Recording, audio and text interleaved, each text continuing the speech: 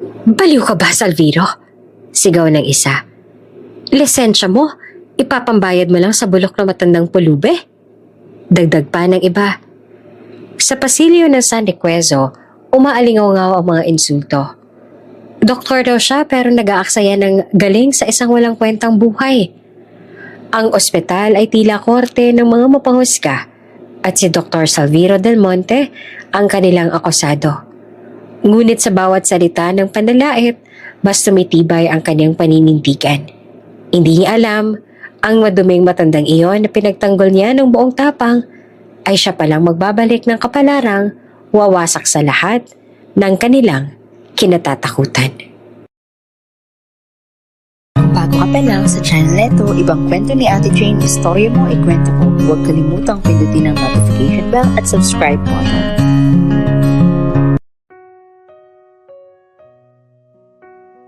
Malakas ang ulan ng gabing iyon. Tila pinapalo ng langit ang bubong ng San Requezo Medical Center. Sa bawat bagsak ng kulog, nanginginig ang mga bintana. At ang mga taong nagmamadaling pumasok ay tila sinasalubong ng unos na hindi lang dala ng panahon kundi pati ng tadhana. Isang malakas na preno ng sasakyan ang umalingaw-ngaw sa labas ng ospital. Sumunod ang ingay ng gulong na dumudula sa basang kalsada at saka isang nakakakilabot na thud. Parang may bagay na tumama at gumulong. Mabilis na nagtakbuhan ng ilang bystander na nakasilong sa waiting shed. Diyos ko, tao yun! Sigaw ng isa. Sa gitna ng madilim at basang kalsada, isang matandang lalaki ang nakahandusay. Ang damit nito ay butas-butas, puno ng putik at dugo. May mga galos sa braso, sugat sa mukha at ang pinakakilakilabot, isang malalim na hiwa sa tagiliran. Parang tinangkang tapusin ang kanyang buhay. Isang itim na van ang mabilis na tumakas. Halos walang nakakakita ng plaka. Ang naiwan lang ay ang kalampang ng makina nito at usok mula sa tambutsyo. Huwag kayong lumapit. Mukhang kriminal yan. Bulong ng isang nurse na nakasilip sa pinto. Baka madamay pa tayo. Dagdag pa ng isa. Sa kabila ng takot at pag-aalinlangan ng lahat, isang babaeng nakadilaw na uniforme ang agad na sumugod. Si Mirasol o Miray Gatmaytan. Isang janitress ng ospital. Basang-basa man ng ulan, wala siyang inatupag kundi alalayan ng matanda. Kuya, tulungan mo ako! Buhayin pa natin siya! Sigaw niya sa gwardya. Ngunit nagkibit-balikat lamang ito. Halatang ayaw ng madawit. Wala siyang nagawa kundi buhati na mag-isa ang matanda gamit ang kanyang makakaya. Nanginginig ang kanyang katawan sa lamig at bigat, ngunit hindi siya tumigil. Habang kinakaladkad niya ang matanda, papasok ng ER, nakasunod ang mga mapanuring mata ng mga staff na hindi man lang nagtangkang kumilos. Pagdating sa loob, nagkakagulo na ang mga nurse. Ngunit imbes na tulungan, ang ilan ay umatras pa. Wala tayong impormasyon kung sino yan. Baka contagious. Baka wanted pa. Halos mawala ng pag-asa si Miray nang bumukas ang pinto ng ER. Mabilis na pumasok si Dr. Salviro Del Monte. Nakasuot ng puting coat, bitbit ang stethoscope at ang kanyang matalim na mga mata na sanay tumimbang ng buhay at kamatayan. Ano nangyayari dito? Tanong niya na malamig ngunit matatag ang boses. Dok, huwag mong hawakan yan, sabi ng isang nurse. Mukhang basurang palaboy lang. Wala namang magbabayad, sayang lang ang oras. Napatingin si Salviro kay Miray. Nahalos maiyak na sa pagod at takot. Dok, tulungan niyo siya. Parang mamamatay na siya. Pakiuras sa pa ng janitress. Lumuhod si Salviro sa tabi ng matanda. Sinuri ang pulso.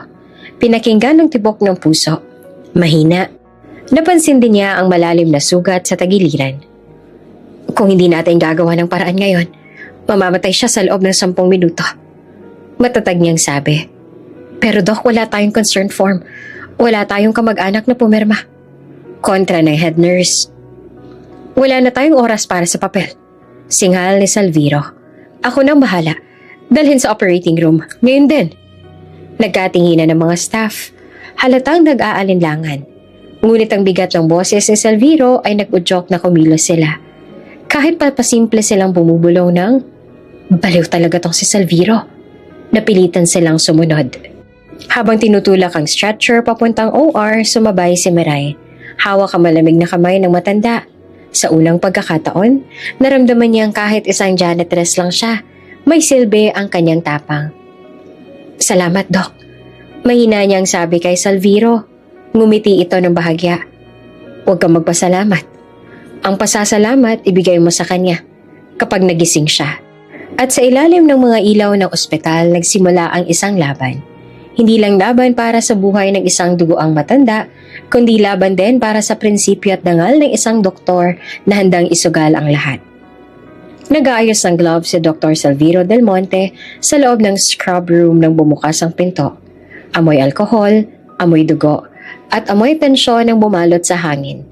Sa kabila ng ingay ng mga nurse na naghahanda ng operating room, isang presensyang agad nagpalamig ng paligid ang dumating. Si Dr. Aurelio Santos. Nakaangat ang kilay nito. Bitbit ang kumpiyansang tila ba siya ang nagmamay-ari ng ospital.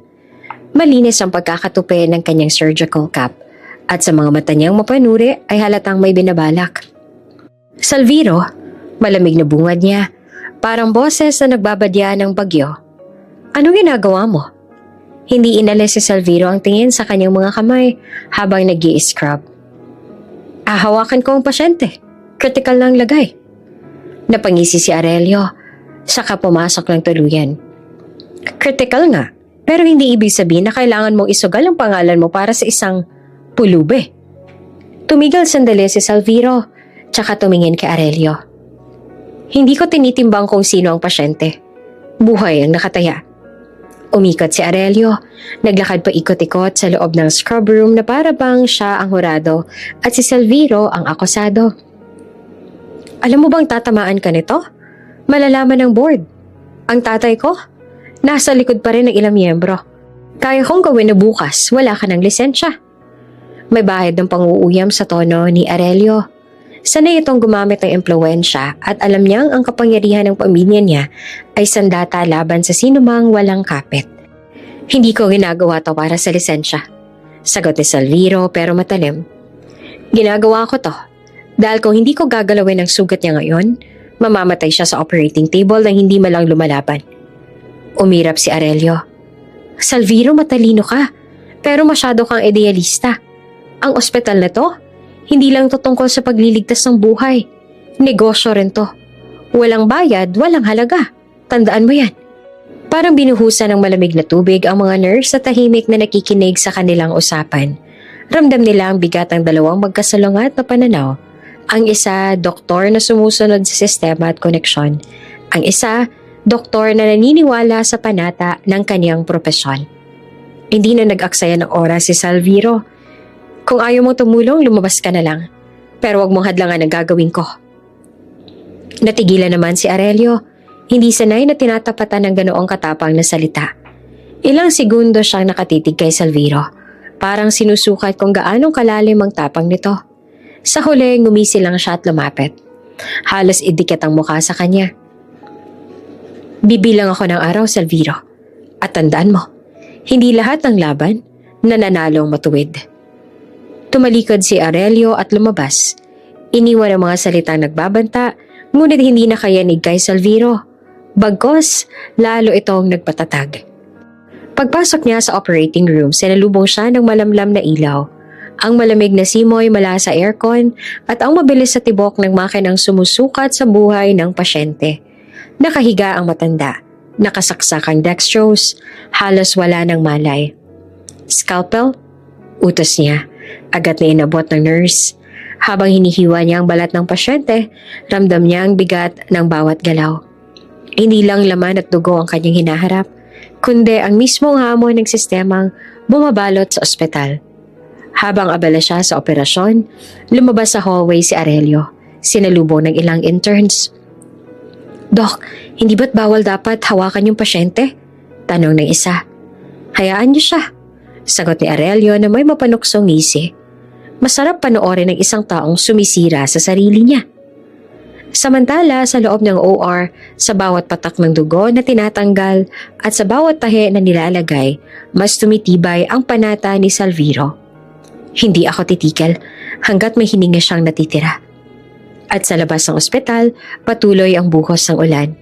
Tila sumasang-ayon ang langit na ang gabing ito ay simula ng isang laban na hindi lamang tungkol sa medisina, kundi sa dignidad ng isang tao laban sa bulok na kapangyarihan.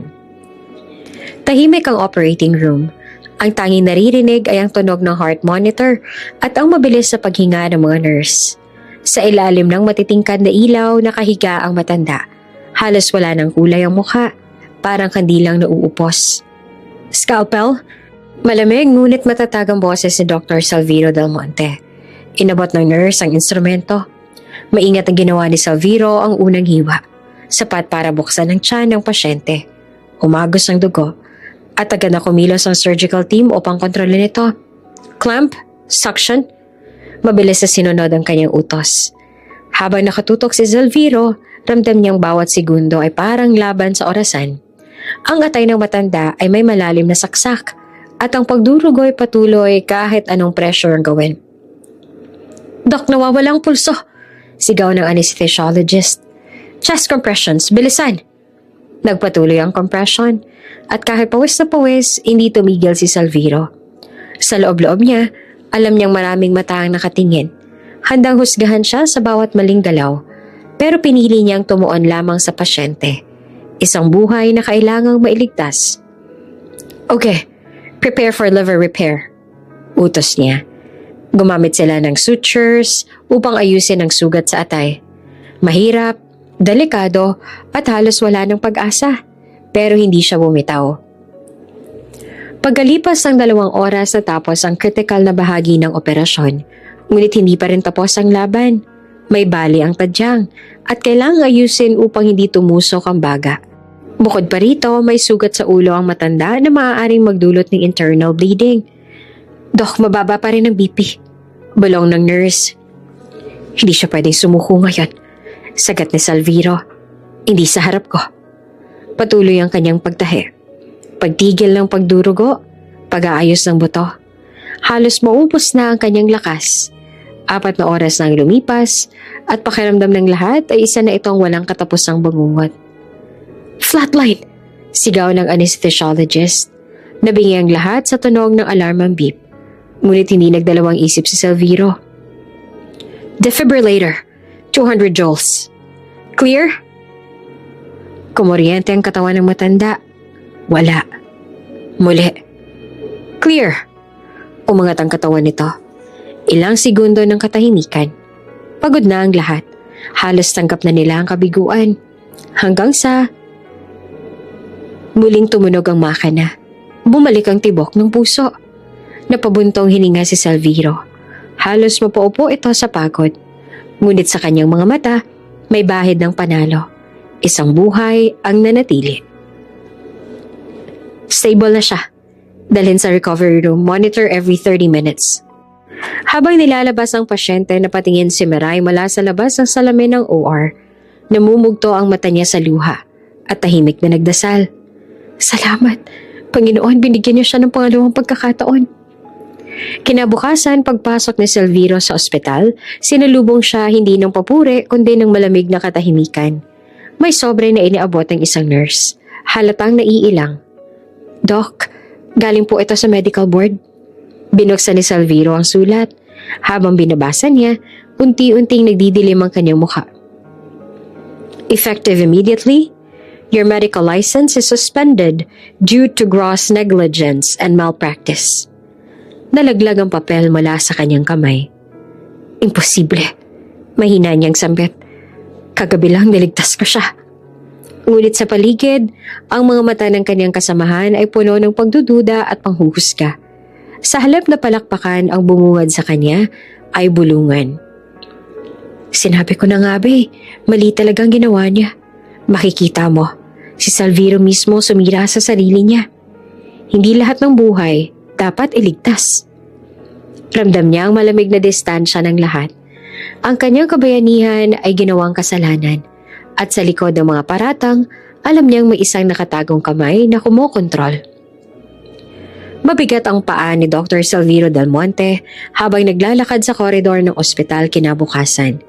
Ang bawat hakbang niya ay sinasalubong ng malamig na tingin, bulungan at tahimik na panghuhusga. Ngunit ang pinakamasakit ay hindi ang chismis, Hindi ang paratang ng board kundi ang pagharap sa babaeng akala niya'y kakampi niya sa lahat ng laban. Sa lounge ng mga doktor, nadatnan niya si Dr. Celian Marquez, ang kanyang kasintahan. Maganda ito, maayos ang postura at may matalim na ngiting laging may kasamang ambisyon. Nakaupo ito sa sofa, hawak ang tasa ng kape. Tila ba wala siyang pakialam sa unos sa dinadala ng kasintahan. Celian, mahina ngunit puno ng pag-asa ang boses ni Salviro. Nabasa mo na siguro ang sulat ng board? Suspended ako. Pero panandalian lang to. Lalaban ako. Alam kong kaya kong patunayan ang sarili ko. Saglit na tinitigan siya ni Celian. Walang emosyon ng mga mata. Salviro, hindi mo naiintindihan. Hindi lang ito basta kaso. Ang board na mismo ang kalaban mo. Wala kang laban dyan. Lumapit pa si Salviro. Pilit hinahanap ang dating init ng kanilang samahan. Celian, ilang taon tayong magkasama, akala ko. Sabay nating haharapin ang lahat. Ikaw ang lakas ko. Napatawa ito at malamig at mapanuksong tawa. Lakas? Hindi ako papatay ng career ko dahil lang sa prinsipyo mo. Tingnan mo nga nangyari. Dahil sa isang pulube, gumuho lahat ng pinaghirapan mo. Nangilid ang luha sa mga mata ni Salviro, pero pinigilin niyang bumigay. Hindi siya pulube, Celian. Isa siyang tao. Buhay ang nakataya. Umiling si Celian tsaka tumayo. At dahil dyan, nawalang lisensya mo. Anong plano mo ngayon? Mag-drive ng taxi? Magtinda sa bangketa? Parang sinaksak si Salviro sa dibdib ng bawat salita. Ngunit ang pinakamatinding dagok ay nung pumasok si Dr. Aurelio Santos sa lounge. Dala ang mapang-asar ng ngiti. Celian, malambing ang kanyang tono. Ready ka na? May meeting tayo with the board. Gusto nilang makita ka. May magandang oportunidad na naghihintay sa'yo. Tumigil ang mundo ni Salviro. Napatingin siya kay Celian. Umaasang mag-aalinlangan ito. Napipiliin siya. Ngunit imbes ay ngumiti si Celian kay Aurelio, tsaka tumingin kay Salviro. Tama na, Salviro. Hindi na ako bahagi ng buhay mo. Ayoko malunod sa pagkakamali mo. Ang kailangan ko ay tao makakaakyat kasama ko. Hindi yung hihila sa akin pababa. At sa harap ng lahat, iniwan siya ni Celian. Lumakad ito patungo kay Aurelio, sabay hawak sa braso ng lalaki na parang matagal niya nang hinihintay ang pagkakataong iyon. Naiwan si Salviro, nakatayo, hawak-hawak ang sobre ng suspensyon at ang pusong pinipiraso ng babaeng pinakamahal niya. Tahimik ang paligid. Ang ibang doktor na naroon pilit na ikinukuble ang kanilang tingin. Pero ramdam niya ang bulungan. Para bang lahat ay nagsasabing, tingnan niyo, iniwan na rin siya. Wala na talaga siyang silbi. Sa loob-loob ni Salviro, ang sugat ng puso ay mas matalim pa kaysa sa anumang hiwang na itahi sa operasyon. At sa unang pagkakataon, naramdaman niya ang tunay na bigat ng salitang iniwan. Hindi lang bilang doktor, kundi bilang tao. Mabigat ang hangin sa San Riquezo Medical Center. Sa tuwing papasok si Dr. Salviro Del Monte, ramdam niya ang mga matang nakasunod sa bawat hakbang niya. Mga matang puno ng alinlangan, takot at panghuhusga. Dati, kapag naglalakad siya sa pasilyo, ang mga nurse ay bumabati ng may respeto. Ang mga intern ay humahanga at ang mga pasyente ay tila nabibigyan ng pag-asa sa kanyang presensya. Ngunit ngayon, lahat ay nagbago. Ang mga pintong dating kusang bumubukas para sa kanya, ngayon kusa ring nagsasara sa kanyang likuran. Yan ba yung doktor na sinuspende? Bulong ng isang nurse. Oo, siya nga yung nagpumilit sa pulube. Malas nga niya. Ayoko na siyang maging supervisor sa duty, baka madamay pa tayo. Napapikit si Salviro. Pilit iniinda ang bawat salitang parang patalim na tumatama sa kanyang likod. Isang hapon habang nasa cafeteria siya, iniwasan siya ng mga dating kasamang doktor. May dalawa nakatayo sa pila ng kape na pinag-uusapan siya. Hindi man lang nag-abala na hinaan ang boses. Desperado kasi. Gustong sumikat. Kaya ginawang imposible. Ay ayan tuloy, nasuspende. Sino pang may gustong kumampi sa kanya ngayon?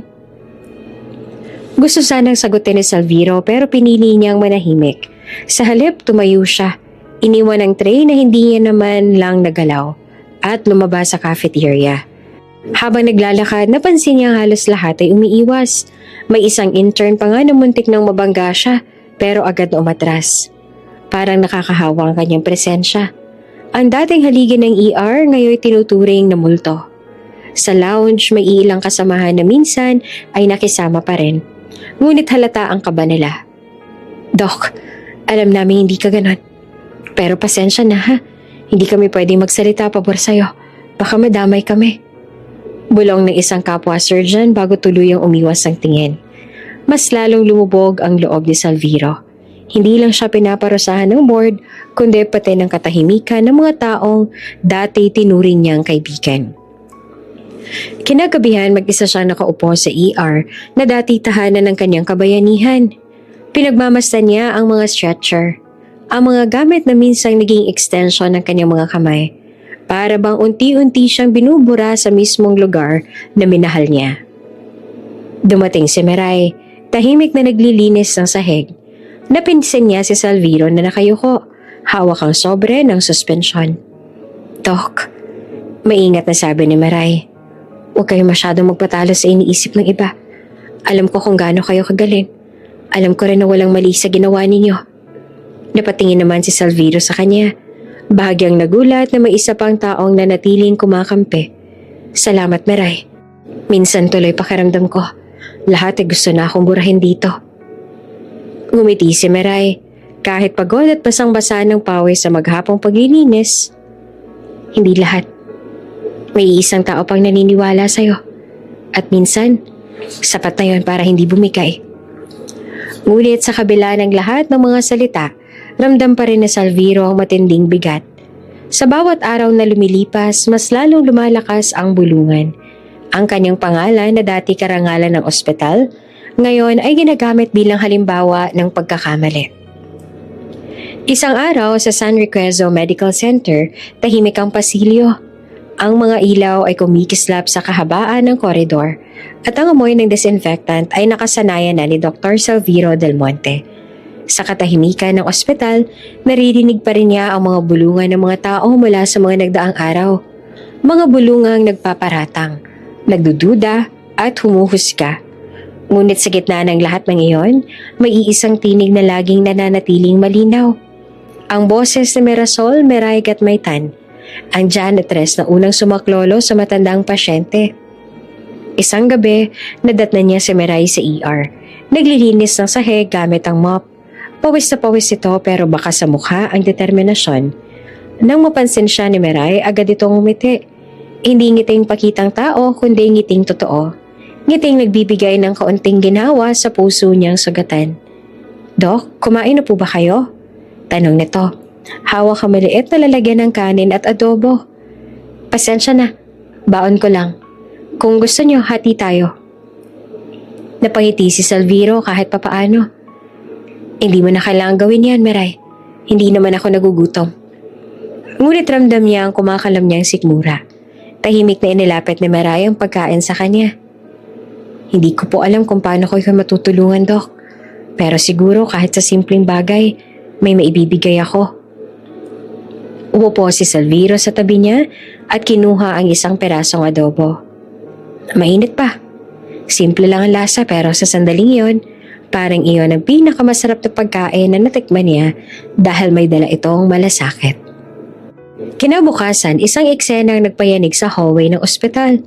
Habang dumadaan si Salviro, isang grupo ng interns ang nagbulungan ng malakas. "Siya yung doktor na suspended, di ba?" "Oo, kawawa nga. Wala nang kinabukasan yan." "Nako, dapat tinanggal na lang totally ang lisensya niya." Narinig iyon ni Miray na kasalukuyang naglilinis malapit sa kanila. Nilapitan niya ang grupo at sa hindi inaasahan ng lahat, tumayo siya at nagsalita. "Kung hindi dahil sa kanya, baka patay na yung matanda na dinala namin dito. Nakita ko mismo kung paano niya nilabanan ang kamatayan ng pasyente. Kaya huwag niyo siyang husgahan na parang wala siyang silbi." Natigilan ng mga interns, hindi makasagot agad. "Ano ka ba naman? Janitress ka lang," sagot ng isa, nagtatago sa tawa. Pero matapang ang naging sagot ni Miray. Oo, janitress lang ako. Pero kahit ako, alam ko ang halaga ng isang buhay. At kung wala kayong respeto, ako mismo ang tatayo para ipagtanggol siya. Narinig ni Salviro ang lahat. Hindi siya nakalapit, pero ramdam niya ang bigat ng bawat salitang binitawan ni Miray. Sa kauna-unahang pagkakataon, may isang tao na handang ipaglaban ang pangalan niya. Kahit walang titulo, kahit walang kapangyarihan. Nang magtagpo sila sa dulo ng hallway, mahina niyang sinabi, "Bakit mo ginagawa to, Miray? Kahit ikaw pwede nalang pagtawanan. Kusgahan." Umiti lamang ang babae. Simpleng ngiti na may kasamang tapang.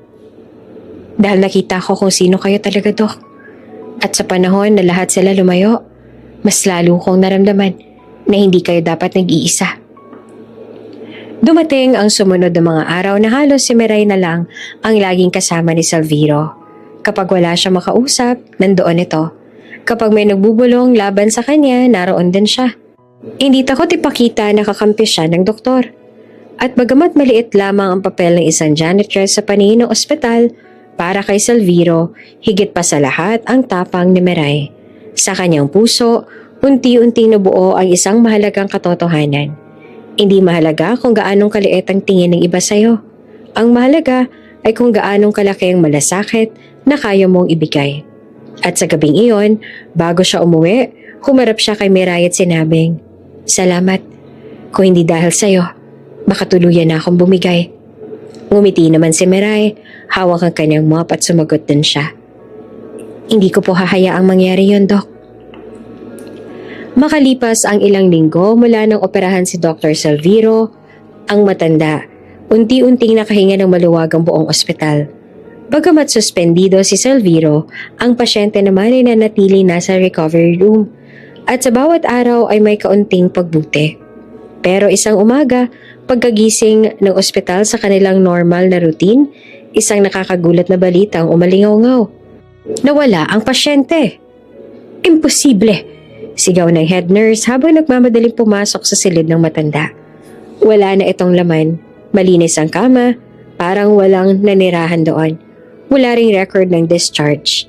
Agad na binalikan ng CCTV recordings, pero laking gulat ng IT staff, wala ni isang minuto ng footage mula sa gabi hanggang madaling araw. "Doc, parang binura lahat ng files." Kaba ng technician. "Hindi pwedeng ganun yun," sagot ng nurse. "Hindi mo mawawala ang files ng walang dahilan." Sa ospital, kumalat agad ang chismis.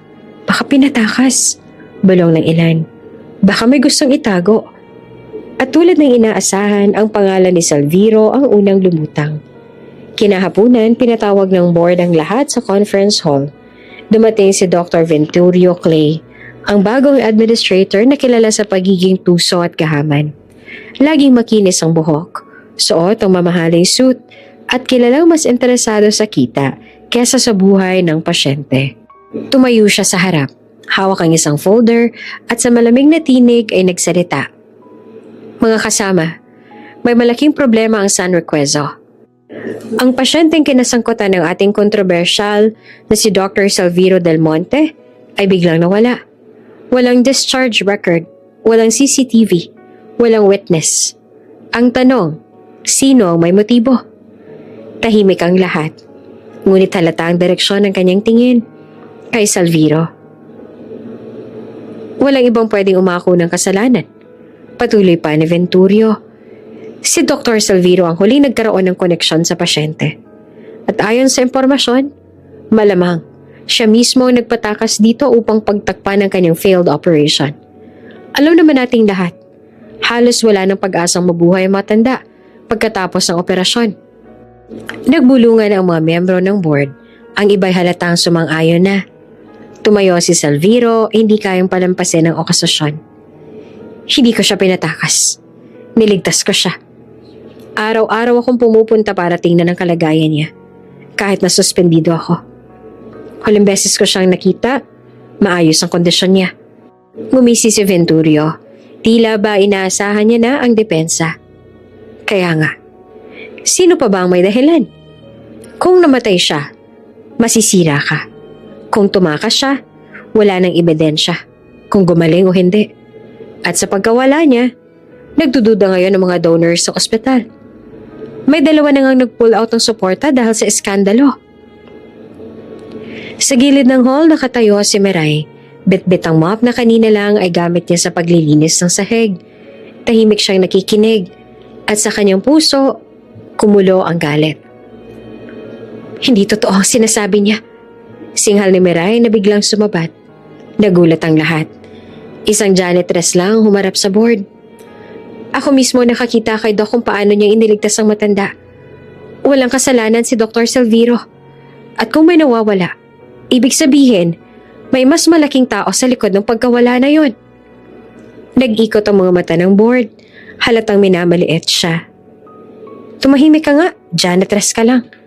Malamig na tugon ni Venturio. Wala kang alam sa operasyon sa sistema. Sa negosyo. Kung ayaw mo mawala ng trabaho, manahimik ka. Napayuko si Miray, pero hindi siya umatras. Lumingon siya kay Salviro at sa kanyang mga mata, malinaw ang mensahe. Lalaban tayo. Sa huli, hindi natapos ang usapan. Ipinasa ng board ang lahat ng sisi kay Salviro at naglabas ng memo. Ang pagkawala ng pasyente ay tinuturing na kasong administratibo laban sa kanya. Habang binabasa niya ang papel, ramdam niyang mas lalong humihigpit ang bitag sa paligid niya. Parang lahat ng puwersa ay nagkakaisa para sirain siya. At sa loob-loob ni Salviro, alam niyang hindi ito basta pagkakamali o aksidente. May nakatagong kamay na kumikilos sa dilim at ang pagkawala ng matanda ay simula lang ng mas malaking sabuhatan. Malamig ang gabi sa maliit na apartment na Dr. Salviro Del Monte. Nakaupo siya sa lamesang kahoy na halos sira na ang isang paa. Hawak ang isang tasa ng kape na matabang sa sobrang tagal. Nakabukas ang bintana at sa bawat dampi ng hangin, nararamdaman niya ang bigat ng mga paratang laban sa kanya. Ilang araw na rin mula nang mawala ang misteryosong pasyente at hanggang ngayon wala pa ring linaw. Sa bawat bulong-bulungan, siya pa rin ang sinisisi. Biglang may kumatok. 3 mahihinang katok lang pero nagpagulat kay Salviro. Tumayo siya at binuksan ang pinto. Nandoon si Miray. Basang-basa ng ulan. Hawak ang isang folder na mukhang pinaglumaan. Miray, anong ginagawa mo dito?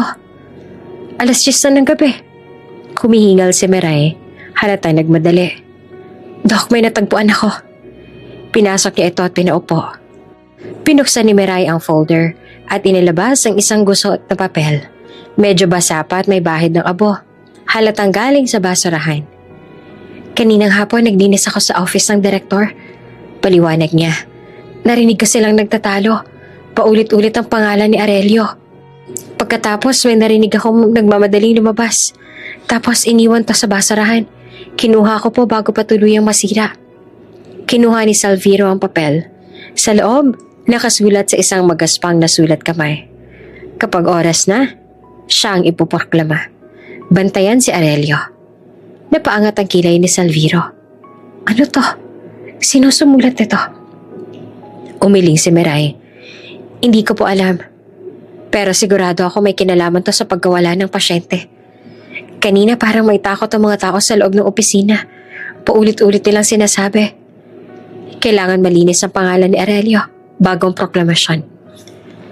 Tahimik na pinagmasdan ni Salviro ang sulat. Sa isip niya, nagtatagpo ang mga peraso ng palaisipan. Si Aurelio, anak ng dating board member ang matagal nang may ambisyon sa ospital. Kung siyang ipoproklama bilang susunod na chairman, malinaw na may malalim nga na sabuhatan. Kapag oras na, bulong ni Salviro, paulit-ulit ang mga salita. Ibig sabihin may plano silang nakatago. At akong tinanggal nila sa laro para mas madali makalusot si Aurelio. Doc, sabi ni Miray hawak ang kanyang braso. Dapat maging maingat kayo.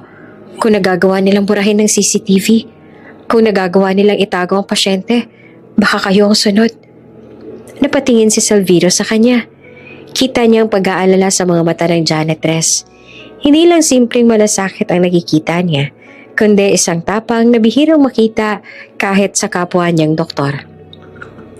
Kinabukasan, habang nasa ospital si Salviro para sundan ang proseso ng kanyang suspensyon, narinig niya ang bagong usap-usapan. Malapit na raw magbitiw ang chairman. Sigurado, si Dr. Aurelio ang papalit. May basbas ng board. Mas mabuti na rin. Mas kikita ang ospital kapag siya ang nakaupo. Pinakiramdaman ni Salviro ang paligid. Lahat ay nagkakaisa para itulak si Aurelio paakyat. Samantalang siya, unti-unting binabaon. Ngunit sa bulsa niya, mahigpit niyang hawak ang sulat na dala ni Miray. Ang tanging peraso ng ebidensyang magpapatunay na may mas malalim na laro kaysa sa inaakala ng lahat. Kinagabihan, muling bumalik si Miray sa kanyang apartment. May dala siyang plastic bag ng ulam mula sa karinderya. Doc, baka hindi pa po kayo kumakain? Ngumiti naman si Salviro. Salamat. Kung hindi dahil sa'yo, baka tuluyan na akong bumigay. Umupo silang dalawa, sabay kumain ng simpleng ginisang gulay. Sa gitna ng tahimik na hapunan, tumingin si Salviro kay Miray at mahina niyang sinabi, Alam mo ba, Miray? Sa dinami-dami ng tao sa ospital, ikaw lang pumili na maniwala sa akin. At ngayon, ikaw din ang nagdala ng ebidensyang pwedeng makabago ng lahat. Huwag kang mag-alala, hindi ako titigil. Hindi ko hahayaang tuluyang lumunin ng kasinungalingan ng ospital na pinaghirapan kong buuin. Tumango naman si Miray at sa kanyang ngiti, naramdaman ni Salviro ang kakaibang lakas. Sa gabing iyon, bago matulog, muling binasa ni Salviro ang sulat. Kapag oras na, siya ang ipuproklama. Bantayan si Aurelio. At sa kanyang puso ay nagpasya siya. Hahanapin niya ang katotohanan, kahit pang kapalit ay ang kanyang buhay. Halos isang buwan na ang lumipas mula nang mawala ang misteryosong matanda sa ospital. Unti-unti na rin natatabunan ng bagong chismis ang pangalan ni Dr. Salviro Del Monte. Ang iba ay abala na sa kani-kanilang kaso. Ang iba naman ay nagkunwaring nakalimot na sa kontrobersya. Pero sa maliit niyang apartment, nanatili pa rin ang bigat ng paratang at ang lihim na sulat na natagpuan ni Miray. Isang gabi, tumunog ang kanyang cellphone, hindi karaniwan. Madalang na siyang tawagan mula nang masuspende. Nang makita niya ang pangalan sa screen, napakunot ang kanyang noo. Del Valle Group. Sinagot niya. Hello? Isang pamilyar na boses ng sekretarya ang narinig. Dr. Telmonte, ako po si Miss Felicia, assistant ng pamilyang Del Valle.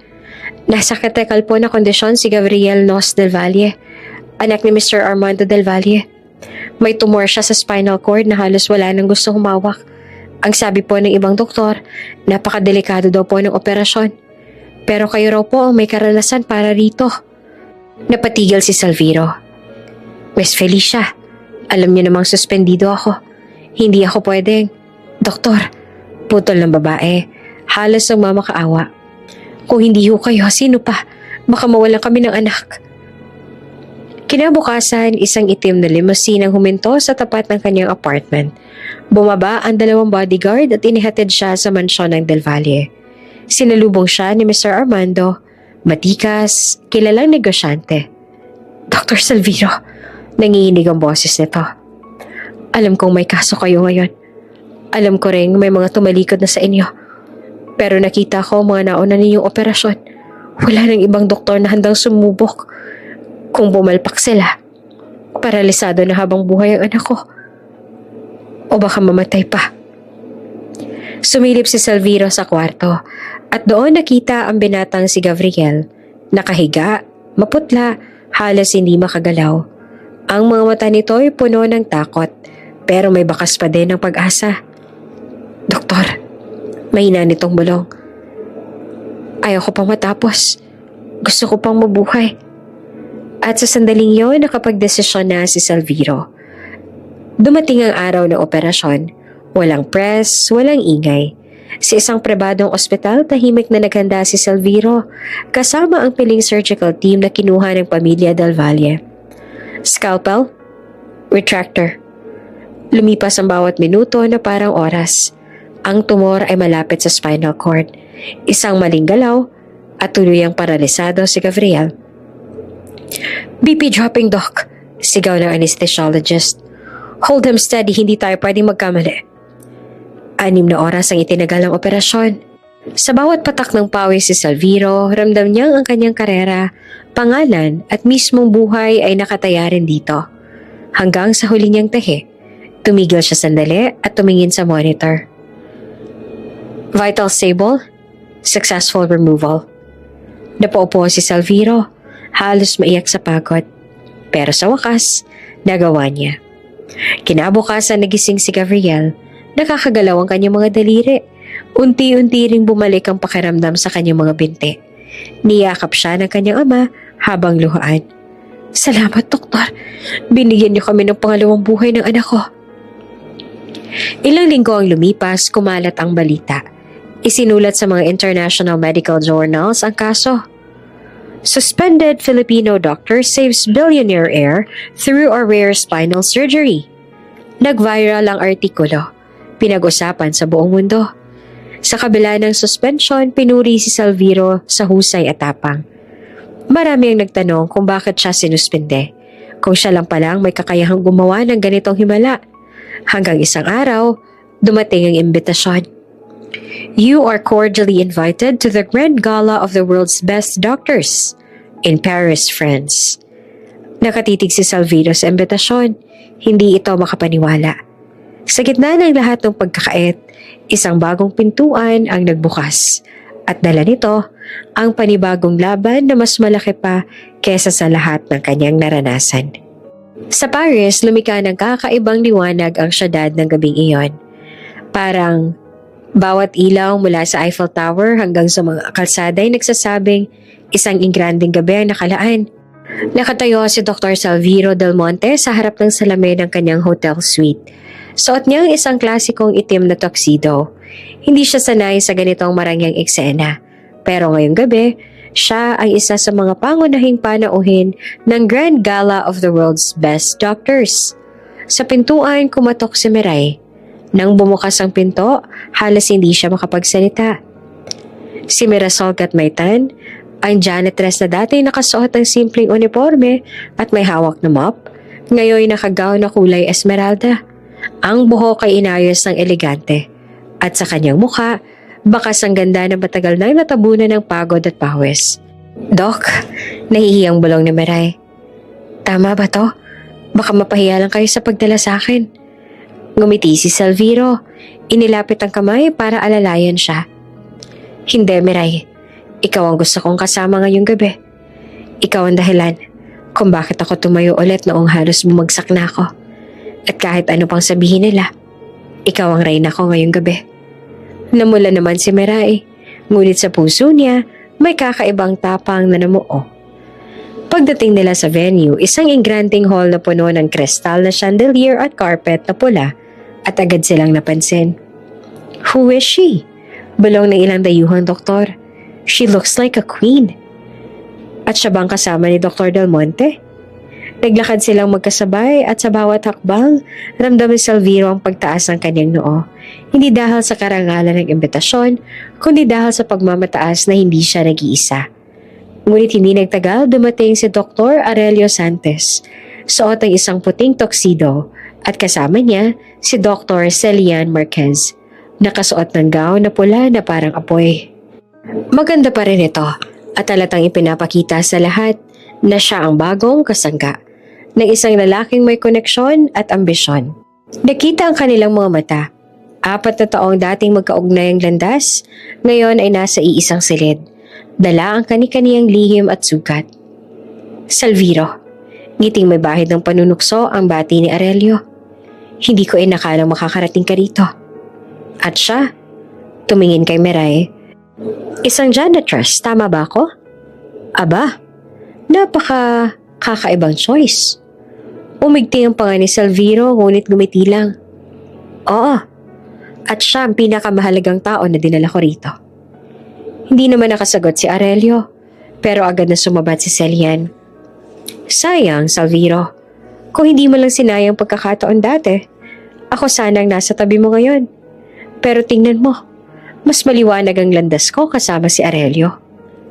Hindi naman kumibo si Salviro, ngunit mahigpit niyang hinawakan ng kamay ni Miray. Sa mata niya, malinaw ang sagot.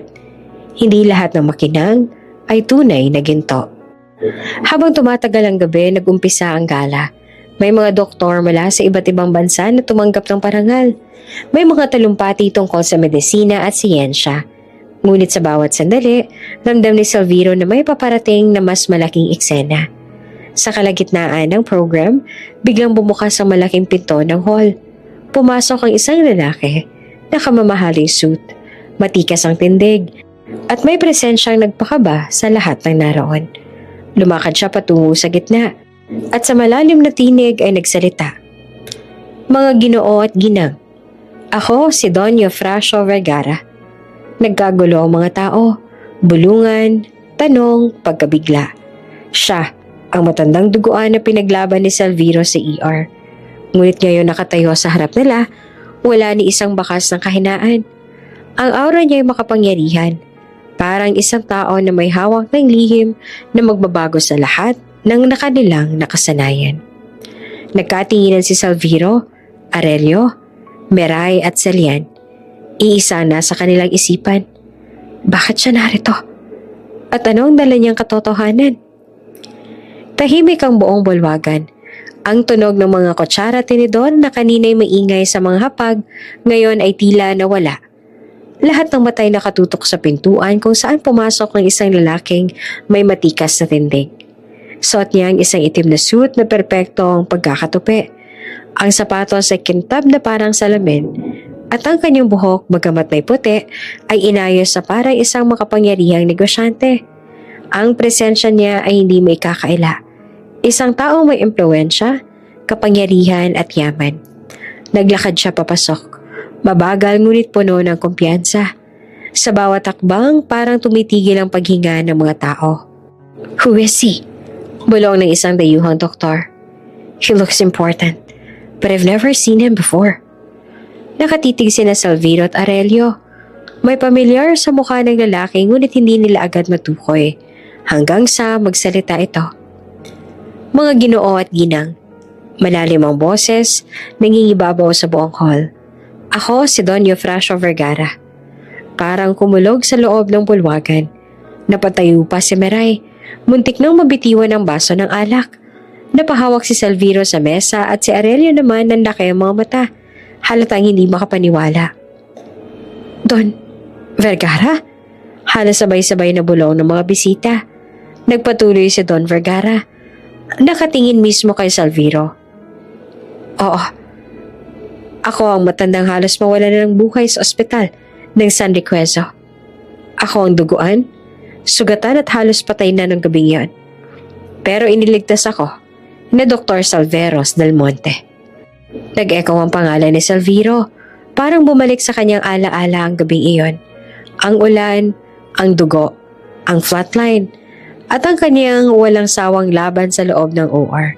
At ngayon, ang pasyenteng akala ng lahat ay isang pulubi lamang, nakatayo sa gitna ng pinakamalaking pagnitipon ng mga doktor sa mundo. Hindi rin nakakapagsalita agad si Aurelio. Ang galit sa kaba sa kanyang dibdib ay halatang lumalaban.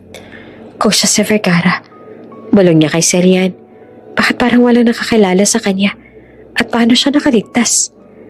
Ngumiti naman si Celian, pilit na tinatago ang kaba. Hindi natin alam, pero mukhang hindi maganda to para sa atin. Muli nagsalita si Don Vergara.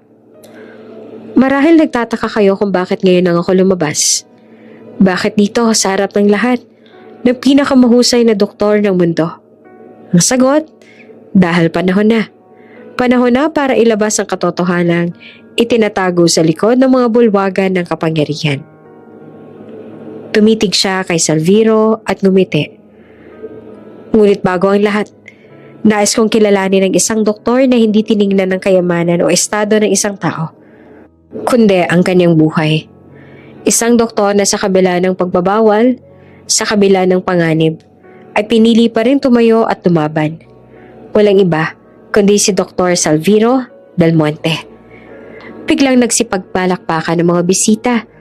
Ang mga ilaw ay tila mas tumingkad. At sa gitna ng ingay, naramdaman ni Salviro ang bigat ng sitwasyon.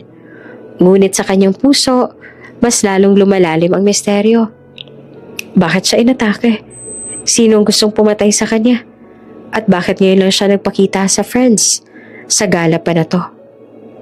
Hindi ito basta pagkilala lang. Ito ay simula ng isang malaking revelasyon. Nasa likod ng lahat ng nangyari, may kapangyarihan at lihim na magpapayanig sa mundo ng medisina, politika at negosyo. At sa gabing iyon, alam ni Salviro na hindi niya na maiiwasang malantad sa mas malaking laban. Matapos ang dramatikong pagdating ni Don Eufrasio Vergara, muling bumalik ang seremonya sa gala. Ngunit ramdam ng lahat na may kakaibang tensyon sa paligid, parang may nakahandang sumabog anumang oras. Tinawag ng host ang pangalan ni Dr. Salviro Del Monte. Tonight, we honor a man whose bravery and skill saved a life once thought impossible to save. Ladies and gentlemen, the best doctor of the year, Dr. Salviro Del Monte. Tumayo si Salviro, halatang kabado ngunit matatagang hakbang. Sa kanyang tabi, mahigpit na hinawakan ni Miray ang kanyang kamay bago siya umakyat sa entablado. Doc, kahit ano pang sabihin nila, karapat-dapat ka. Bulong pa ni Miray.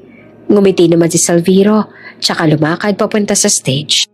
Habang umaakyat siya, sumalubo ang palakpakan ng mga tao mula sa iba't ibang panig ng mundo. May ilan pang nagsisigaw ng kanyang pangalan. Halatang humanga sa ginawa niyang operasyon kay Gabriel Knox. Ngunit sa gilid ng hall, nandilisik ang mga mata ni Dr. Aurelio Santos. Hindi niya matanggap na si Salviro ang nakatayo roon. Ang pinupuri, samantalang siya na galing sa makapangyarihang pamilya, ay nananatiling nasa anino nito. Hindi siyang tapat na nariyan. Singhal niya sa sarili.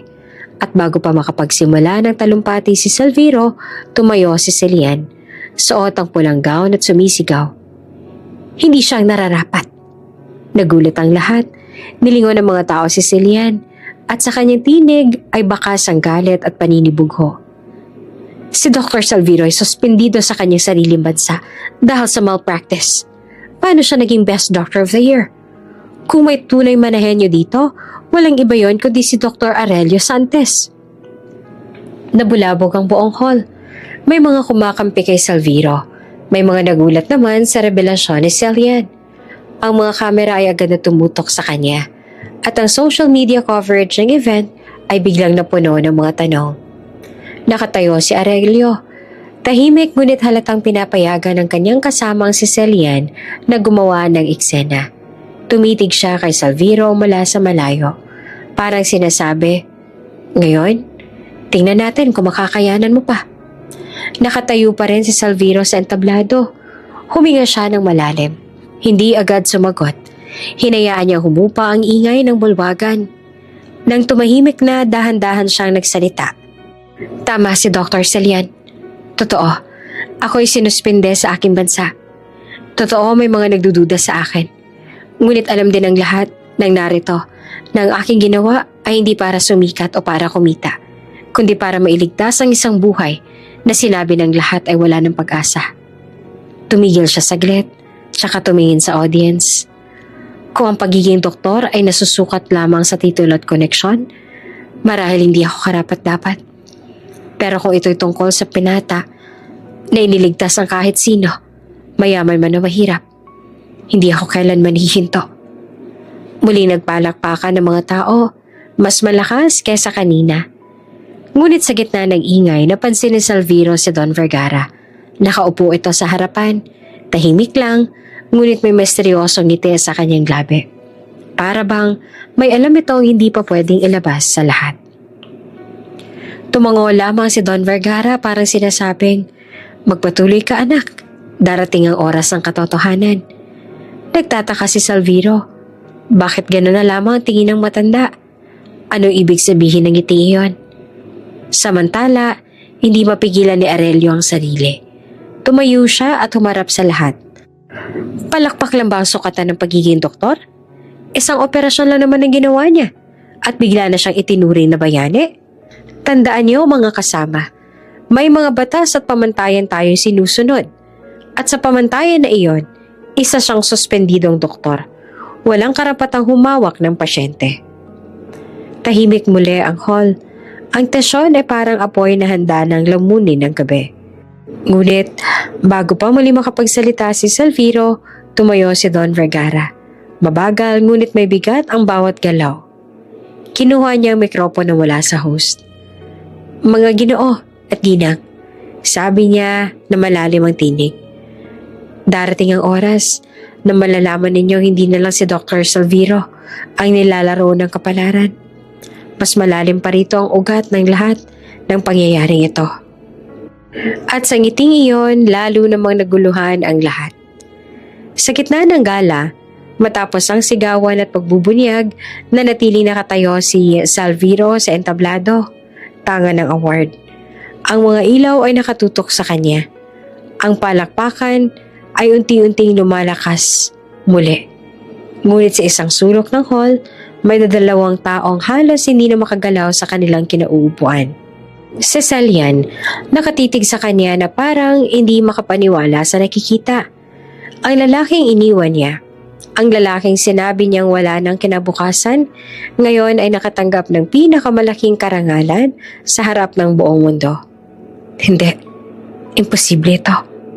Bulong niya sa sarili. Ako ang umalis. Ako ang pumila kay Aurelio. Siya dapat ang naririto, hindi si Salviro. Ramdam niya ang panggigipit sa kanyang dibdib. Ang mga salita niya noon, wala ka ng kinabukasan, Salviro, ngayon ay parang mga palaso na bumabalik sa kanya. Samantala si Aurelio ay halos mamulan na sa galit. Nakasalubong ang kilay, nanilisik ang mata at nakatayo ngunit hindi makapagsalita. Ang mga palad niya ay nakapisil ng mahigpit. Halos mabali ang baso ng alak na hawak niya. Hindi siyang dapat riyan. Bulong niya, nanginginig ang boses. Ako dapat. Ako ang henyo. Ako ang dapat kilalanin. Ngunit walang pumansin sa kanya. Ang spotlight ay nakay Salviro at ang mga bisita ay abala sa pagtanggap sa bagong bayani. Nagkagulo sa loob ng hall. May mga dayuhang doktor na nagtatanong kung bakit suspendido si Salviro sa sariling bansa. May mga mamamahayag na biglang sumugod para kunan ng litrato ang bawat anggulo. Ang ilan naman ay nagbubulong na baka may mas malalim na kwento sa likod ng lahat. Ngunit sa gitna ng ingay, isang boses ang muling nagpatigil sa lahat. Si Don Eufrasio Vergara. Tumayo siya mula sa kanyang kinauupuan. Dahan-dahan, ngunit bawat hakbang niya ay parang may binat na hindi pa sa lahat ng ingay sa paligid. Tumahimik ang buong hall at kahit ang kamera ay biglang lumipat ng lente patungo sa kanya. Mga Ginoo at Ginang, panimula ni Don Vergara, malalim ang boses, puno ng otoridad. Ngayon, saksi na tayong lahat sa isang doktor na tumupad sa kanyang panata. Kahit isinugal ang lahat, ngunit huwag kayong magkamali. Hindi pa rito nagtatapos ang istorya. Lumingon siya kay Salviro, tsaka ngumiti ng misteryoso. May mas malalim na dahilan kung bakit ako narito. May mas malaki pang katotohanan kesa sa nakikita ninyo ngayon. Nagbulungan ng mga tao, sabay tanong ng isa't isa. Anong ibig sabihin yan? Ngunit hindi pa rin niya nabubunyag. Sa halip, tumigil siya, uminom ng alak, at umupo muli na parang sinasadya niyang mag-iwan ng palaisipan. Si Celian ay lalo pang nabalisa. Tumayo siya. Nilapit si Aurelio at pabulong na nagsabi, hindi ko maintindihan. Parang may hawak siyang sekreto. At kung lumabas yon, baka tayo madamay. Ngumisi si Aurelio, bagamat halatang tensyonado. Kung ano man ang gawin niya, kung ano man ang alam niya, sisiguraduhin kong hindi makakaabot sa iba. Hindi niya pwedeng sirain ang plano natin. Sa entablado, tinapos si Salviro ang kanyang maikling pasasalamat. Ngunit sa loob niya, hindi siya mapalagay. Ang mga mata ni Don Vergara, ang kanyang mga salita at ang bigat ng presensya nito ay parang babala na mas malaki ang laban kaysa sa kanyang iniisip. At sa pagtatapos ng gabi, habang lumalabas ang mga bisita, naramdaman ni Salviro ang malamig na hangin ng Paris sa kanyang mukha. Nilingon niya si Miray na tahimik na nakamasid sa kanya. At sa pagitan nila ay isang hindi masabi ngunit malinaw na pangako. Ano man ang mangyari, Haharapin natin ang katotohanan. Pagkatapos ng tensyonadong parangal, nagkalat ang mga bisita sa loob ng gala hall. May mga nag-uusap sa maliit na grupo. May mga naghiinom ng champagne at ang ilan ay nakatitig pa rin kay Don Eufrasio Vergara na tila ba hinihintay ang susunod niyang sasabihin.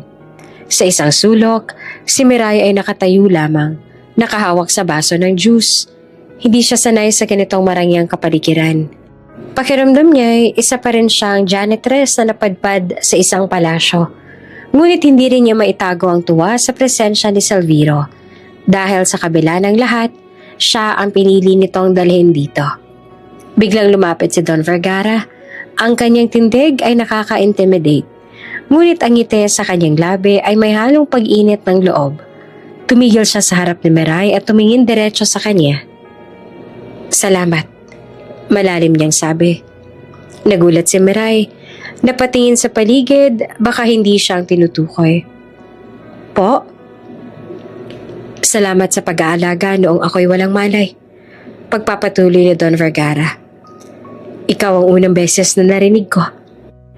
Ang kamay na nagpatuloy ng buhay ko. Kahit iniwasan ako ng lahat. Hindi kita malilimutan. Nanginig ang kamay ni Miray. Sa isang iglap, bumalik sa kanyang alaala ang gabing iyon. Ang malalakas sa ulan, ang dugo ng matanda sa kanyang uniforme, at ang desperadong pag-iyak niya habang hinihila ito papasok sa ER. Kayo po pala yun? Nanginginig ang kanyang tinig. Kayo ang matandang dinala ko sa ospital? Yung halos mamatay na sa harap ng gate? Tumango si Don Vergara. At sa kanyang mga mata ay bakas ang pasasalamat. Sa di kalayuan na patigil si Salviro. Pinagmamasdan ng tagpong iyon, hindi niya maipaliwanag ang pakiramdam. Parang may ugnayang mas malalim sa pagitan ni Miray at Don Vergara. Lumapit siya. At doon, narinig niya mismo ang revelasyon ni Don Vergara. Hindi alam ng marami. Pero ako ang tunay na may-ari ng San Requezo Medical Center. Wika ng matanda. Matagal ko nang itinago ang aking katauhan sa publiko. Ngunit ng gabing iyon, nang tangkain akong patayin, doon ko na lamang may malalakas na kamay na kumikilos laban sa akin. At ikaw, Salviro. At ikaw, Miray. Kayo ang naging dahilan kung bakit ako narito ngayon. Nanlaki ang mata ni Salviro. Kayong may-ari ng San Requezo? Tumango si Don Vergara. At kayo ang dalawang tao na hindi tumalikod noong lahat ay lumayo. Nagbulungan ang mga tao sa paligid. Ang ilan hindi makapaniwala. Si Aurelio nanlilisik ang mga mata at si Celian ay halatang kinabahan. Samantala si Miray ay halos hindi naman makapagsalita. Sa lahat ng taong posibleng iligtas siya, hindi niya akalain na ang tinulungan niyang matanda ay isa palang pinakamakapangyarihang tao sa ospital. Bakit? Bakit kami? Tanong niya na halos pabulong. Ngumiti si Don Vergara. Dahil sa simpleng dahilan. Pinili niyo ang tama, kahit walang kapalit. At iyan ang tunay na yaman na hindi kayang bilhin ng sinuman. Naglakad palapit si Salviro kay Miray at Don Vergara. Kung kayo ang may-ari ng San Requezo, bakit hindi niyo agad nilantad ang sarili ninyo? Alam niyo bang halos mawala ang lahat sa akin? Sinuspindi nila ako. Siniraan. Halos burahin ang pangalan ko. Tahimik lamang si Don Vergara. Tsaka marahan nagsalita. Dahil hindi pa oras. May mas malalim na dahilan kung bakit ako nanahimik. May mga taong inaakalang sila ang may hawak ng kapangyarihan. At gusto ko makita kung sino ang tatayo sa gitna ng unos. Nagkatinginan sina Miray at Salviro. Sa gitna ng kaguluhan ng gala, lalong lumalim ang misteryo. Bakit silang dalawa? Paano sila napiling maging bahagi ng mas malaking laban? At ano pang mga lihim na hawak ni Don Vergara? Isang bagay ang malinaw. Ang gabi ng gala ay hindi pa nagtatapos, kundi simula ng pagbubunyag ng mga lihim na matagal nang nakatago sa ilalim ng pangalan ng San Requezo. Pagbalik ni Salviro at Miray mula sa France, hindi mainit na palakpakan ang sumalubong sa kanila, kundi mga flash ng kamera at maiingay na tanong ng media. Sa paliparan pa lang, nagkagulo na. Dr. Salviro, anong masasabi ninyo sa suspension ninyo habang tinatanghag kayong Best Doctor of the Year? Meray, totoo bang isa ka lang na janitress pero ngayon nasa gitna kayo ng issue? At kayo po, Doktor, anong reaksyon niyo sa mga lumalabas na kaso laban kay Dr. Aurelio? Hindi sila makalabas agad dahil sa dami ng mamamahayag. Mabuti na lang at may bodyguards na ipinadala ang pamilya Del Valle para tulungan silang makaalis. Kinabukasan, sumabog ang balita sa lahat ng pahayagan, TV networks, at dating pinupuri at pinotorektahan na si Dr. Aurelio Santos. Ngayon ay laman ng headlines. Santos, idinawit sa malpractice at kickback scandal. Expose, surgical errors ni Santos tinakpan ng ospital. Kasamang doktora, kasabwat sa pagtatakip. Celian Marquez, nababanggit din. Nakalabas ang mga testimonya ng ilang pasyente na nagtamo ng komplikasyon matapos operahan ni Aurelio. May mga dokumento nagpapatunay na tumanggap siya ng kickback mula sa supplier ng ospital. At may leak na email kung saan nakita nag-uusap sila ni Celian tungkol sa pagbili ng boto ng ilang board members. Nang lumabas sa mga ebidensya, halos mabaliw si Aurelio sa kanyang condo unit, hinagis niya ang mga dyaryo at binasag ang baso ng alak. Hindi pwedeng ako ang bumagsak. Hindi ako ang talunan dito. Si Celia nakaupo naman sa gilid, pilit siyang pinapakalma. Aurelio, makinig ka. Hindi pa tapos ito. Kung makakakuha tayo ng suporta sa board, kaya pa nating baliktarin ang lahat. Pero halata sa boses niya ang takot. Siya man ramdam na ang bigat ng kanilang sitwasyon. Samantala, sa San Requezo Medical Center, isang emergency board meeting ang ipinatawag. Lahat ng directors ay nandoon, kabilang na ang ilang shareholders na dati kampi kay Aurelio. Mga kasama, paniwala ng chairman pro tempore. Hindi natin maaaring baliwalain ang lumalabas sa iskandalo. Ang reputasyon ng ospital ay nakataya. Anong gagawin natin? Agad na sumabat ang isa. Tanggalin na natin si Aurelio. Hindi na siya pwedeng manatili dito. Ngunit may ilan pa rin nag-aalinlangan. Paano kung gawa-gawa lang ang ebidensya? Baka planong siraan siya para maitulak si Salviro. Ngunit bigla nagsalita ang isa pang board member. Hindi gawa-gawa ang mga papeles. Ako mismo ang nakakita ng perma ni Aurelio sa kontrata ng supplier. At isa pa, may pasyente akong kamag-anak na muntik nang mamatay dahil sa operasyon niya. Natahimik ang buong silid. Sa labas ng ospital, nagsapa rin ng media. May mga rally ng pasyente at pamilya na humihingi ng hustisya laban kay Aurelio. May mga placard na nakasulat, hustisya para sa biktima at tanggalin ang tiwalang doktor. Si Salviro, bagamat may mga batikos pa rin tinatanggap, ay unti-unti nakikita ng publiko bilang biktima ng sabuatan. Ngunit hindi pa rin siya ligtas. Ang kanyang kaso ay hindi pa binabawi ng board. Sa kalagitnaan ng meeting, biglang pumasok si Don Eufrasio Vergara. Suot ang kanyang simpleng kulay abong suit. Tahimik ang lahat nang makita siya. Ang tunay na chairman na matagal nang inaakalang wala na. Mga kasama, wika niya. Matagal na ako nananahimik. Pero ngayong nakita ko na kung hanggang saan ang kayang gawin ng ilan sa inyo. Hindi na ako pwedeng magbulag-bulagan. Si Dr. Aurelio ay hindi biktima, kundi salarin. At ang kasabwat niya, tumingin siya sa gilid, ay si Dr. Celian Marquez. Nagkagulo na ang mga directors. Samantala, sa labas naman ng building, nakikinig si Salviro at Meray sa balita mula sa mga reporter. Ramdam nilang may mas malaking pumutok sa loob ng boardroom. Doc, mahinang sabi ni Meray, para hindi pa ito ang dulo. May mas malalim pa kasinungalingan. Tumango si Salviro. Oo, Meray. At oras na para harapin natin yon. Habang unti-unti nawawala ng suporta si Aurelio, mas lumilinaw sa lahat na hindi lang simpleng iskandalo ang bumabalot dito, kundi isang sistematikong sabuatan na may kinalaman sa kapangyarihan at kayamanan ng buong San Requezo. At sa bawat revelasyong lumalabas, palapit ng palapit ang tuluyang pagbagsak ni Aurelio. Ngunit alam ng lahat, hindi pa ito ang huling putok ng katotohanan. Sa loob ng boardroom ng San Riquezo, mabigat ang katahimikan. Nakaupo ang mga directors, ang ilan ay may kaba, ang ilan naman ay may halong inis at pagkalito. Ang mga dokumento sa mesa ay nagkalat. At sa gitna ng lahat, nakatayo si Don Eufrasio Vergara, ang matandang pinaniniwala ang wala na sa eksena. Ngayon ay nasa harap nila, buhay at matikas.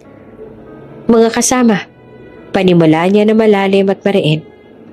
Ako si Don Eufrasio Vergara, ang tunay na chairman ng San Riquezo Medical Center.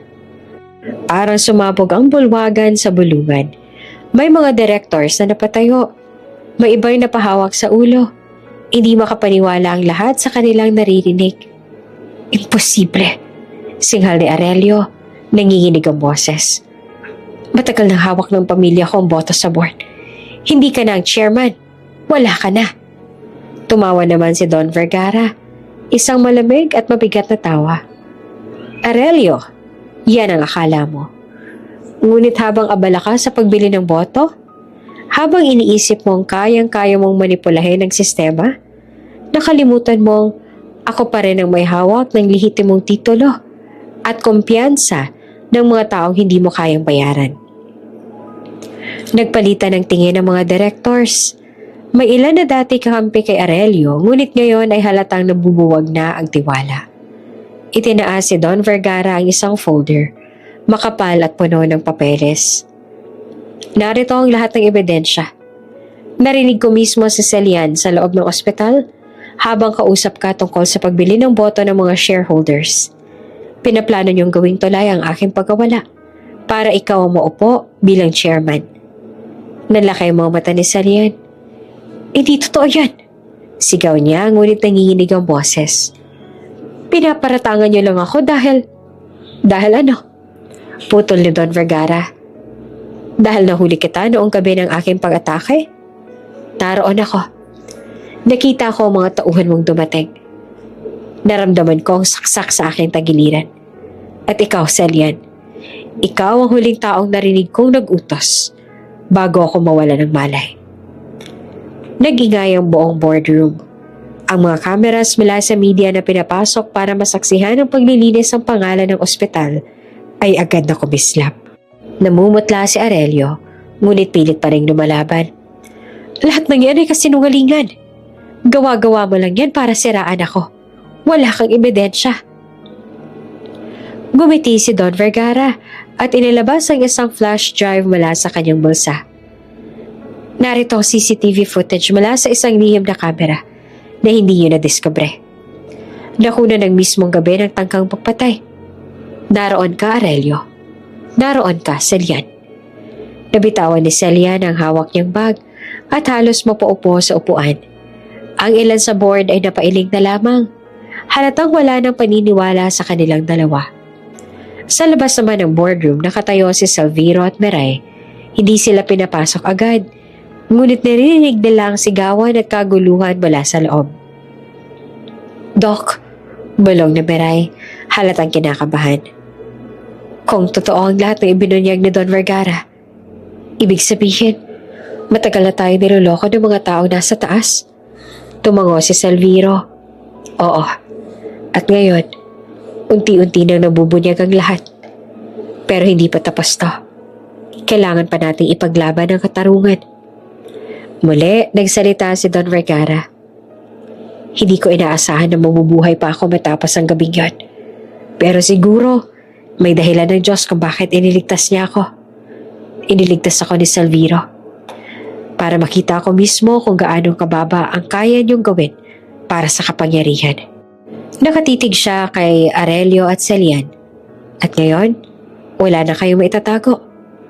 Napayo ko ang ilang board members.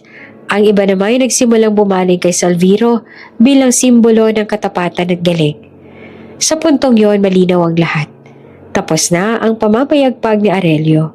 Ngunit higit pa sa pagbagsak ng isang tao, may isa pang tanong na lumutang. Sino ang papalit na magpapatakbo ng San Riquezo?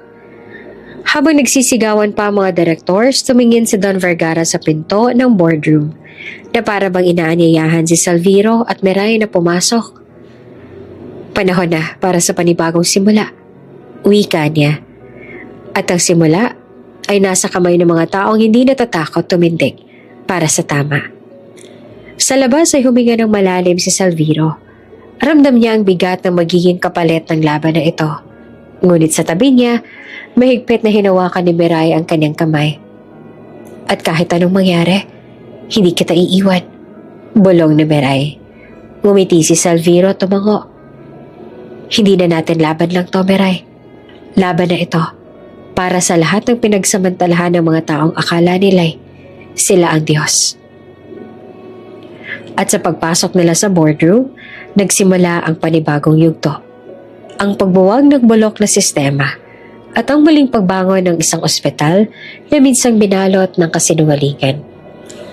Mabigat ang hangin sa boardroom. Matapos ang pagbubunyag na Don Vergara laban kina Aurelio at Celian, ang mga directors ay tahimik na nagbubulungan. Ang media ay abala sa pagkuha ng retrato at si Salviro ay nakatayo sa gilid. Hindi alam kung paanong haharapin ang bigat ng nangyayari. Ngunit muling nagsalita si Don Vergara. At sa pagkakataong ito, dala niya ang ebidensya na magpapabago sa lahat. Mga kasama, wika niya hawak ang isang makapal na folder. Narito ang mga papeles, mga video recording, at mga sulat na nagpapatunay na si Dr. Salviro Del Monte ay walang kasalanan. Hindi siya dapat nasuspende. Hindi siya nagkasala ng malpractice. Nag-echo ang pangalan ni Salviro sa buong silid. May mga direktor na napabuntong hininga. May ilan namang napayuko sa hiya dahil sila man ay naniniwala sa maling paratang noon. Ang mga ebidensyang ito, pagpapatuloy pa ni Don Vergara, ay hindi ko lang basta natagpuan. Isang tao ang naglakad sa dilim, nagtiis ng panganib, para lamang mailabas ang katotohanan. Lumingon siya kay Miray at lumiti. Si Mirasol Gatmaytan, ang janitress na nilait ninyo. Ngunit siyang nagligtas sa akin at siyang nagbigay ng susi para maipakita ko ito ngayon. Nagbulungan ang lahat. Janitress? Siyang kumuha ng ebidensya? Imposible. Ngunit hindi na kailangan ng paliwanag. Hawak na ni Don Vergara ang katotohanan at malinaw sa mga papeles na si Miray nga ang nakakita. Nag-ingat, nagbigay ng mga dokumentong itinapon sa basura. Tumayo si Salviro, hindi na nakapigil. Lumapit siya kay Miray na halos hindi makatingin dahil sa hiya. Miray, mahina niyang wika, ngunit sapat para marinig ng lahat. Kung wala ka, wala rin ako rito ngayon. Ikaw ang dahilan kung bakit ako tumayong muli. At lahat ay tinalikuran ko. Hindi lang ako may utang na loob sa'yo. May utang din ang puso ko. Nagulat naman ang mga directors. Ang ilan ay napaaw. Ang iba naman ay nagbulungan. Ngunit hindi iyon inintindi ni Salviro. Lumuhod siya sa harap ni Miray.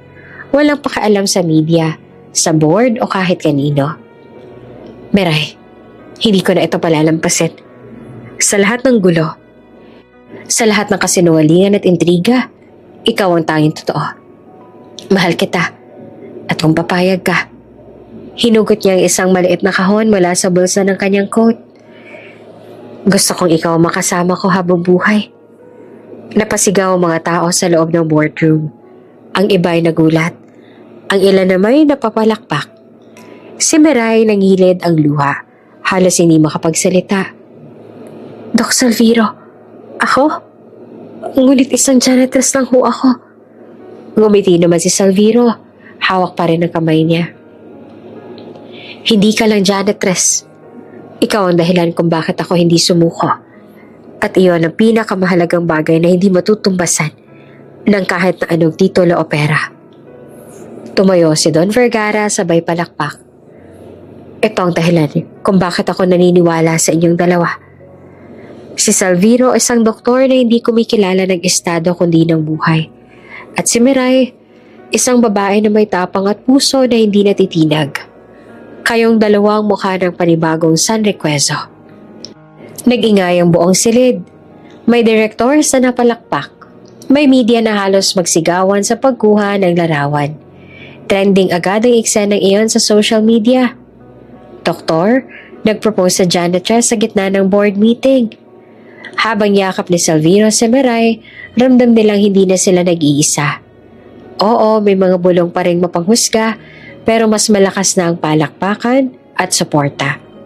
Sa wakas, nabawi na ni Salviro ang kanyang lisensya. Napatunayan ang kanyang pangalan at higit sa lahat, natagpuan niya ang taong handang tumintig para sa kanya kahit wala siyang anumang maibigay na kapalit noon. Sa gitna ng lahat, malinaw ang mensahe. Hindi lahat ng bayani ay nasa uniforme ng doktor. Minsan, nakasuot sila ng simpleng uniforme ng isang janitress. Mabigat ang hangin sa boardroom. Isa-isang binasa ng sekretarya ang boto ng mga shareholders. 12 para kay Dr. Aurelio Santos, 12 para kay Dr. Salviro Del Monte. Nagkagulo ang bulwagan.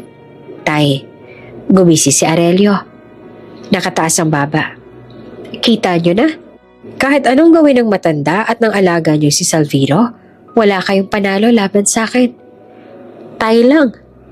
At sa politika ng ospital, alam niyong ako ang mas malakas.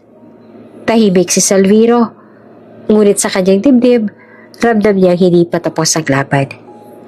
Biglang tumayo si Miray sa loob ng boardroom, nakasuot ng pating bestida. Hindi siya kinakabahan. Ang kanyang hakbang ay matatag. Ang mga matay diretso sa mga shareholders. Patawad sa inyo. Sabi niya na malinaw at buong tinig. Pero may isang boto pang hindi binibilang. Halos mapatayo si Aurelio. Ano to? Sigaw niya. Janitress? Wala naman siyang karapatan. Ngumiti si Miray, tsaka tinignan si Don Vergara. Lolo, panahon na.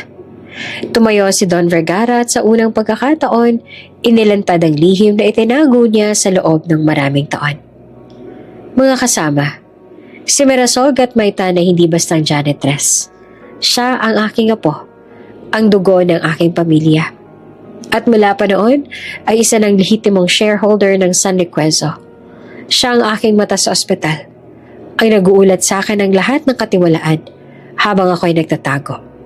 At ngayong gabi, siya ang magbibigay ng huling boto. Nagbulungan ang buong boardroom. May ilan na napatayo. Ang iba naman ay nagulat na lang at napaupo. Apo? Bulong ng isang direktor. Ibig sabihin matagal na siyang kabilang sa atin? Imposible! Sigaw ni Aurelio, nagiginig sa galit. Isa lang siyang tagalinis. Ginawa niyo lang siyang kasakapan. Ngumiti si Don Vergara. Kung janitress man siya sa paningin mo, mas malinis ang kanyang budhe kaysa sa lahat ng kayamanan mo. Siya ang nagligtas sa akin. At siya rin ang nag-ipon ng ebidensyang sumira sa kasinungalingan ninyo. Lumapit si Miray sa mesa ng pagboto. Kinuha niya ang papel. At bago isinulat, tumingin siya kay Salviro. Doc, bulong niya at nagigilid ang luha. Mula pa noong una, hindi lang ikaw ang lumalaban mag-isa. Nandito ako. Dalang tiwala ng lolo ko. Dalang paniniwala ako sa'yo. At ngayong gabi, ako mismo pipili para sa kinabukasan natin. Naginginig ang kamay ni Salviro ngunit tumayo siya. Ano ba rin desisyon mo, Miray? Alam kong tama iyon. Isinulat ni Miray ang kanyang boto at nang ipahayag ng sekretarya, 13 para kay Dr. Salviro Del Monte, 12 para kay Dr. Aurelio Santos. Sumabog ang bulwagan sa palakpakan. Napatulala si Aurelio. Hindi maaari. Nabitawan niya ang kanyang ballpen. Napaupo at halos mawala ng ulirat. Si Celia naman ay napaiyak at nagkuble ng mukha. Alam niyang tuluyan ng gumuho ang kanilang mga plano. Samantala si Don Vergara ay tumayo at itinaas ang kamay ni Salviro. Mga kasama, formal kong ipinapahayag na ang bagong chairman ng San Requezo Medical Center ay si Dr. Salviro Del Monte. Isang doktor na hindi lang kumilala sa pera o kapangyarihan, kundi sa halaga ng bawat buhay. Lumapit si Salvino kay Miray at niyakap ito. Salamat, Miray. Hindi lamang sa boto, kundi sa tapang mong ipinakita. Kung ikaw ang mata ng Don, ikaw naman ang naging liwanag ko. Luhaan man si Miray, ngunit gumiti. At ikaw ang lakas ko, Doc. Simula ngayon, hindi na tayo basta janitress at doktor. Tayong dalawa na ang magtataguyod ng San Requezo. Nagpalakpakan ng lahat at sa harap ng media at shareholders, malinaw ang mensahe. Lagwakas na ang kasakiman at kasinungalingan at pinalitan ito ng katotohanan at pagmamahalan. Kung bago ka pa lang sa channel neto, ibang kwento ni Ate Jane, istorya mo, ikwento ko. Huwag kalimutang pindutin ang notification bell at subscribe button.